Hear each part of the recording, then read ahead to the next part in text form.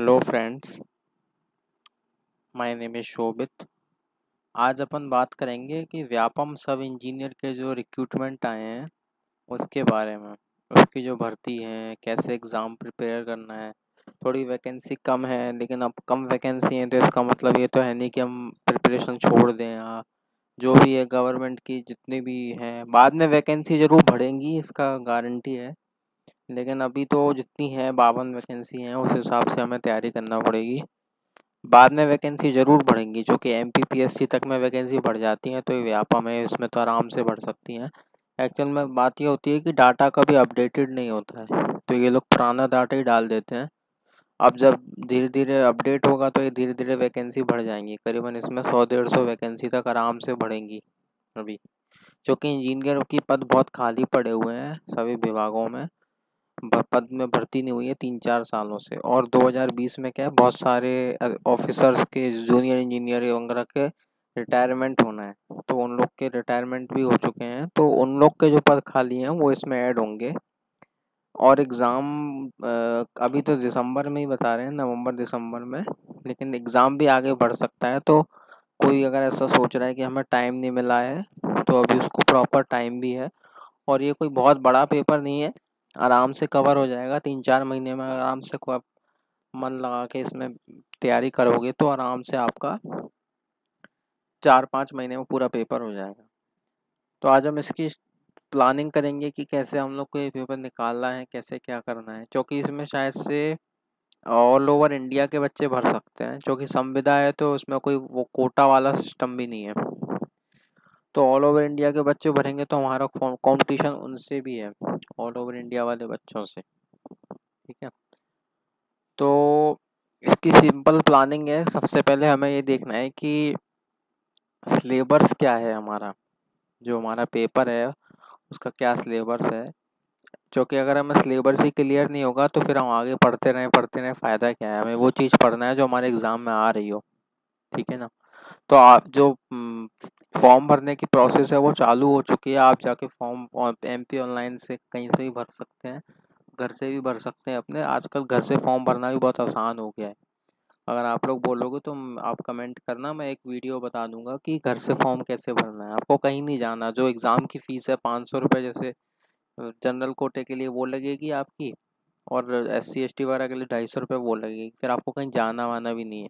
आजकल देखो online technology तो इतनी हो गई है कि अगर आप इंजीनियर हो के फिर आप कहीं ऑनलाइन MP ऑनलाइन वगैरह में जा रहे हो फॉर्म वॉर्म भरवाने, फिर वो 100-150 रुपये एक्स्ट्रा अपने लेता है, तो ये बेकार है। इससे अच्छा आप घर में भर लो। घर में सारी टेक्नोलॉजी है, इंटरनेट है, आपके पास सारी चीज़ें हैं, तो उसका यूज़ करो। फॉर्म घर से आसानी से भर सकता है।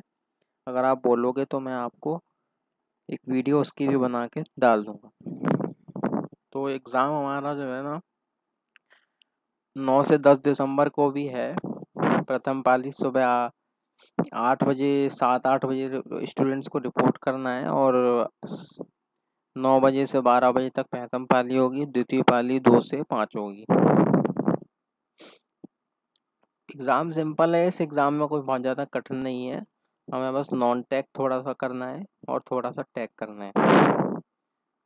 अब सीधे हम सिलेबस पे आते हैं। ये सब तो बहुत सारी चीज़ें हैं, आप लोग आराम से नोटिफिकेशन पढ़ना। नोटिफिकेशन पढ़ना ज़रूर, लेकिन बहुत से बच्चे नोटिफिकेशन ही नहीं पढ़ते, फिर सीधे एग्ज़ाम देने पहुंच जाते हैं। फिर उन्हें मालूम पड़ता है अच्छा ऐसा करना था, वैसा करना था, ये था वो था। एक बार नोटिफिकेशन को हर किसी को थोड़ा सरसरी आंखों से पढ़ना चाहिए, क्योंकि अब तक पढ़ोगे नहीं तो ये सब जो है ना, पोस्ट कैटेगराइजेशन किया गया है, किसको कितनी पोस्टें हैं। 52 पोस्टें, आराम से 100-150 पोस्टें अभी बढ़ेंगी, और भी डिपार्टमेंट में बढ़ेंगी। अभी इन्होंने एक ही डिपार्टमेंट में दे दी है। इस बार पे स्केल बहुत अच्छा है, 43,000 का पे स्केल है। ये एकदम बढ़िया पे स्केल है इस बार। इतने तो इंजीनियरों को नहीं मिलते अच्छे अच्छे कंपनियों में, प्राइवेट में, स्टार्टिंग में। तो तुम लोग को तो बहुत अच्छी सैलरी मिल रही है, मेहनत कर लो बस इसमें। ओपन में 28 सीटें हैं, बाकी आप देख ही सकते हो। महिला महिला जो भी है, सीटें बढ़ेंगी, लेकिन सीटों के बढ़ने की चिंता ना करना। बहुत से बच्चे मायूस हो गए होंगे सोच के कि सीटें इतनी कम दी हैं, 28 में हम कैसे आ पाएंगे, ये वो। ठीक है, सीटें बढ़ेंगी। नॉर्मलाइजेशन की प्रोसेस दी है पूरी, UFM वगैरह बताया है क्या होता है, कैसे होता है। तो ये सब आप लोग को देखना है। एक बार नोटिफिकेशन मेरा यही है सबको कि ज़रूर पढ़ लेना, नोटिफिकेशन पढ़ना ज़रूरी होता है।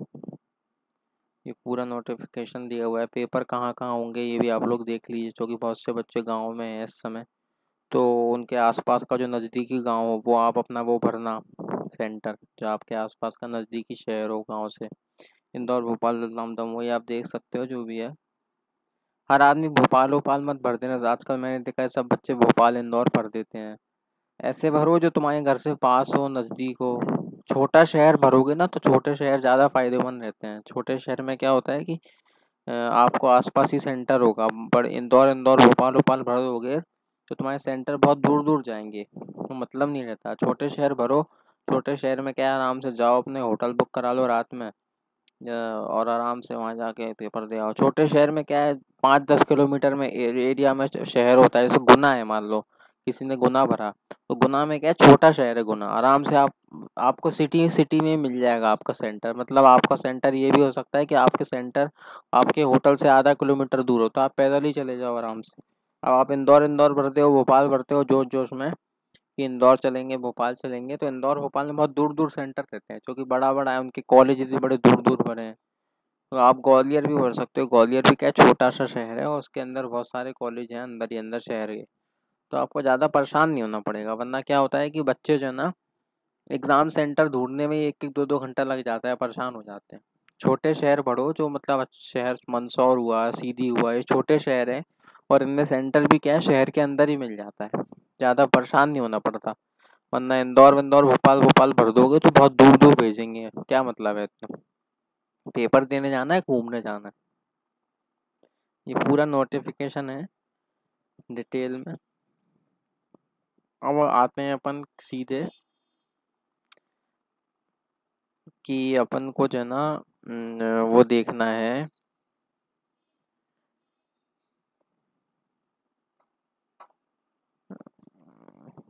क्लॉक से एक सवाल आ जाएगा, रेशियो से एक सवाल आ जाएगा, अर्थमेटिक एंड डाटा से 2 सवाल आ जाएंगे ऐसे। लेकिन ये सारे सब्जेक्ट चैप्टर्स को लेके चलते हैं मतलब।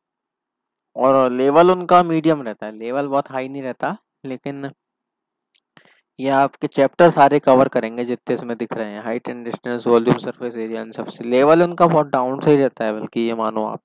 लेकिन चैप्टर सारे कवर करेंगे ये चैप्टर। रीजनिंग में भी ये सारे कवर करते हैं 10 बार। बल्कि रीजनिंग आप मान लो कि कम ही आती है, रीजनिंग कम आती है, मैथ्स ज़्यादा आती है। रीजनिंग में भी क्या करते हैं ये लोग, आपको अभी मैं पुराने पेपर दिखाऊंगा, तो रीजनिंग में भी मैथ्स के क्वेश्चन घुसेड़ देते हैं। रीजनिंग में भी मैथ्स के क्वेश्चन दे देते हैं। तो आपको रीजनिंग ज़्यादा नहीं करना है, नॉर्मल से करना है। मैथ्स बहुत अच्छे से करना है, क्योंकि मैथ्स का इनका मान लो कि 25 सवाल आएंगे करीबन मैथ्स से, और बहुत कठिन सवाल नहीं आते हैं, तो आप आराम से कर सकते हो। फिर आपकी जनरल साइंस जो है, Newton law of motion, gravity, volume, reflection, refraction, mass, ये सब आएगा। बायोलॉजी आती है, केमिस्ट्री आती है, ये सब हम आपको करा देंगे, कोई टेंशन की बात नहीं है। कंप्यूटर साइंस में इनका MS word, MS excel, MS power point, MS access, इन सब से बहुत ज़्यादा फोकस रहता है। इंटरनेट पे पूछते हैं सवाल ये। कंप्यूटर में 15-20-15 सवाल कंप्यूटर से आएंगे। उसके बाद ये आपका इलेक्ट्रिकल का पोर्शन है, मतलब का नहीं है। मैकेनिकल का कोई यूज नहीं। सिविल से आपकी देखो थ्योरी ऑफ स्ट्रक्चर का आएगा, 2-3 सवाल आ जाएंगे इससे। इस थ्योरी ऑफ स्ट्रक्चर में क्या है, ऐसे सवाल भी दे सकते हैं जिसमें सोम भी कवर हो जाए। फिर जियोटेक आएगा, मतलब सॉइल इंजीनियरिंग हो गया, रेनफोर्स RCC हो गया, steel structure, building material construction वगैरह इत्यादि जिसमें लिखा है, वो सब आएगा आपका। थ्योरी बहुत ज़्यादा आती है, ये बात याद रखना कि व्यापम सब इंजीनियर में थ्योरी पोर्शन बहुत रहता है, न्यूमेरिकल कम ही रहते हैं। ठीक है, अब हम आपको जो है, जो व्यापम के प्रीवियस ईयर्स क्वेश्चन पेपर हैं उसका एक ओवरव्यू दे देते हैं। फिर हम कैसे तैयारी करेंगे ये बता देते हैं। उसके बाद हम अगले वीडियो में पूरा करेंगे। देखिए मेरे पास क्या है, पुराने जितने भी, आपको कोई बुक वुक लेने की कोई भी ज़रूरत नहीं है। बाजार में जाओ, 200-200 रुपए की बुक ले रहे हो, 300-300 रुपए की, कोई भी ज़रूरत नहीं है, क्योंकि बुकों में कबाड़ भरा है, कुछ फालतू का भरा है। मतलब 90% कबाड़ भरा है, 10% काम का रहता है, वो आप लोग छाट नहीं पाते, और जब तक छाट छाट पाते हो तब तक आपके एग्ज़ाम आ जाते हैं। तो बुक वुक लेने का कोई यूज नहीं है, कोई बुक आपका साथ नहीं देगी। आप बस क्या करो, प्रीवियस ईयर्स क्वेश्चन पेपर लगाओ, और उसका सिंपल सा फंडा है कि ये मेरे चैनल पे डेली मैं अपना कुछ ना कुछ नए नए वो अपलोड करूँगा वीडियो सब्जेक्ट रिलेटेड। उनको आप डेली लगाओ, आंसर दो लाइव।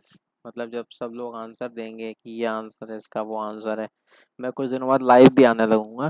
तो लाइव में क्या है, सीधे पेपर लगाएंगे अपन बैठ के, बस पुराने पेपर लगाना है, बाकी कुछ करना ही नहीं है। कोई बुक वुक का कोई काम नहीं है बहुत ज़्यादा। ठीक है, मैथ्स वैथ्स भी है ना, आप अपना यहीं लगा दूंगा मैं, तो आपकी कवर हो जाएगी। अलग से कोई कोचिंग लगा रहे हैं मैथ्स की, फिर वहाँ सीख रहे हैं मैथ्स, इतना टाइम ही नहीं है। 4 महीने बाद पेपर हो जाएगा आपका, 2-3 महीने बाद। तो फालतू कोचिंग वोचिंग का कोई मतलब नहीं है, बुक वुक का भी कोई यूज नहीं है। प्रीवियस ईयर्स क्वेश्चन पेपर लगाओ, मस्त से बढ़िया। ये मेरे पास सारे प्रीवियस ईयर्स हैं, इसमें सिविल के सारे क्वेश्चन हैं, कंप्यूटर के हैं, हिंदी के हैं, मैथ्स के हैं, करंट अफेयर्स है, रीजनिंग है, साइंस है, ये सब मैं लगवा दूंगा। जैसे मैं आपको दिखा देता हूँ एक ओवरव्यू। ये सारे सिविल के पेपर हैं जो व्यापम ने लिए हैं, बस अपन को यही लगाना है और कुछ भी नहीं करना है। ठीक है, ये कंप्यूटर के हैं सारे। और ये जैसे एक क्वेश्चन नहीं है, करीबन होंगे 3-4 हज़ार क्वेश्चन है।